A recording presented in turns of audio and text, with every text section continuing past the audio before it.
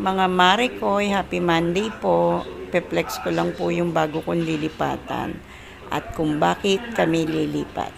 Kasi po, before, dalawang apartment na pintuan yung inuupahan namin. So, maliit pa rin po para kay Kano. So, ito yung bet ko noon pa. Pero ngayon ko lang siya nakuha dahil laging busy yung may-ari. Ayan, malaki ang backyard namin, di ba? Ayan yung itsura nung bahay na lilipatan namin ni Kano.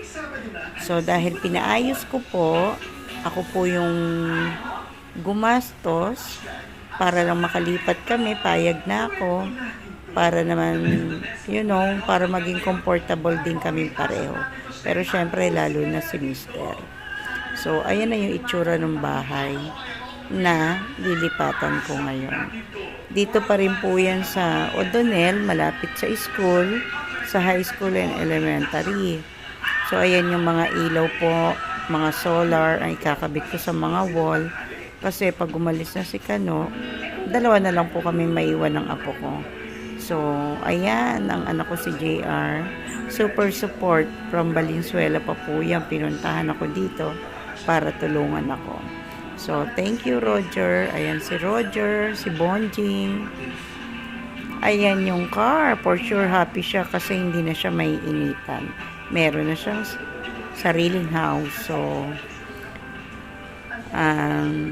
medyo may kamahalan yung bahay kasi hindi naman siya fully furnished talaga. Ayan, ako pa talaga nagpaayos kasi uwi na si Kano sa February 10. Andito na siya.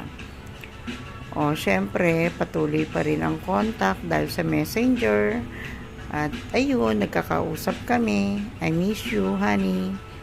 See you soon. Ayan, si Mudra, pagod na pagod. Araw-araw ba naman umaalalay sa mga gumagawa. Lakad dito, lakad doon. O, ayan yung pampares na gusto kong itinda sa harapan ng bahay namin.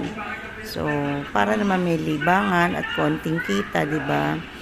Ayan, napakasarap yung pares na yan. Yung Retiro pares, sana magaya ko siya. So, ganun kasarap. Kasi wala dito niyan.